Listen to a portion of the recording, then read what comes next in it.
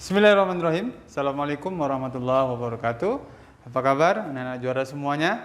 Semoga antum semuanya dalam keadaan sehat walafiat dan selalu bersemangat dalam menjalankan aktivitas belajar setiap harinya, walaupun kita belajar dalam program jarak jauh atau PJJ. Baik anak-anak juara semuanya, khususnya yang berada di kelas 9, agar keberkahan untuk memulai kegiatan pembelajaran kita, maka kita berdoa kepada Allah dengan membaca doa, Rabbi shrahli sadri wa yassirli amri wahlul 'uqdatam min lisani yafqahu qawli, amin. Semoga doa-doa kita ini diijabah oleh Allah Subhanahu wa taala. Nah, juara semuanya, apa kabar hari ini?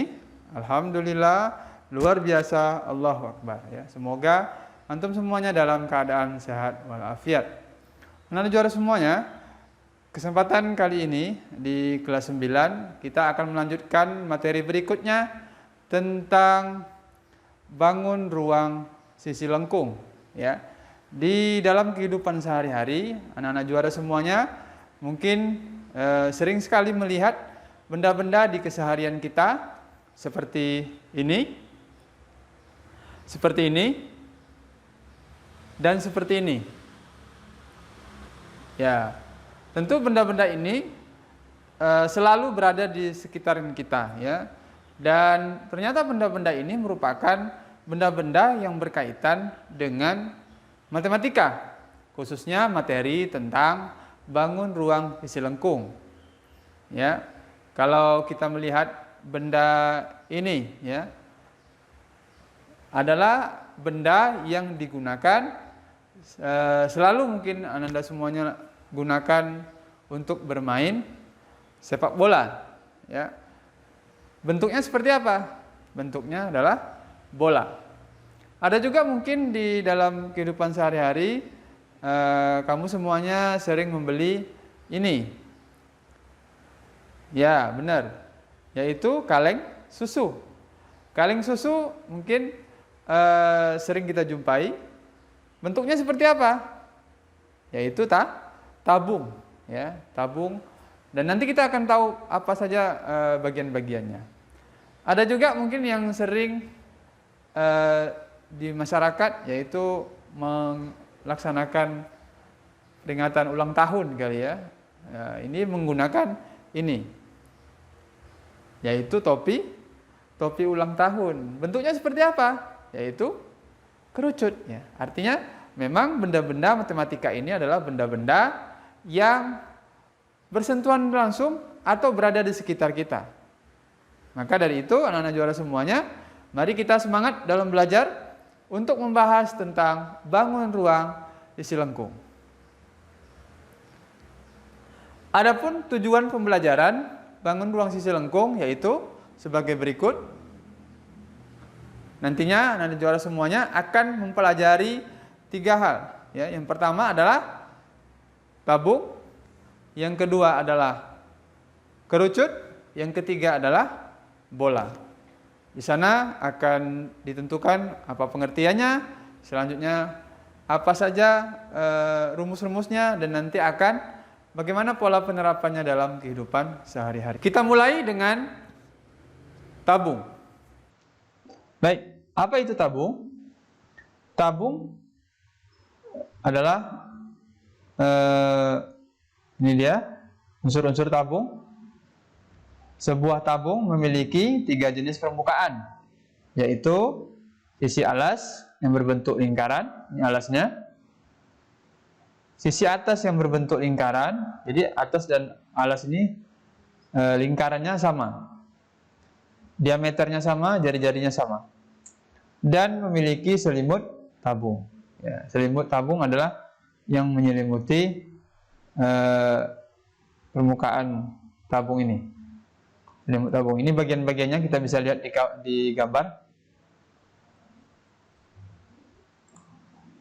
Jadi ini bentuknya di gambar ini, ada sisi atas, sisi selimut tabung, ya, bagian sekelilingnya, dan tinggi tabung, jarak antara atas dan sisi alas dan sisi atas. Dan terdapat juga di sini adalah sisi alas.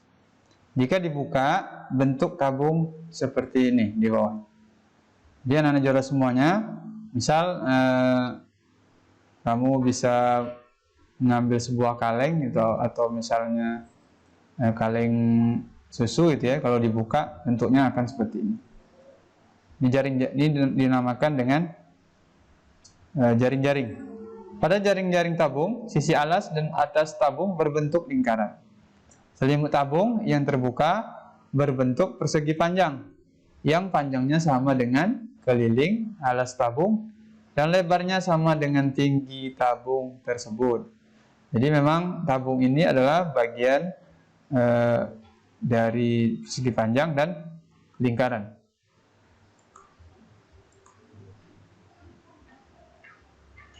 Apa luas permukaan tabung?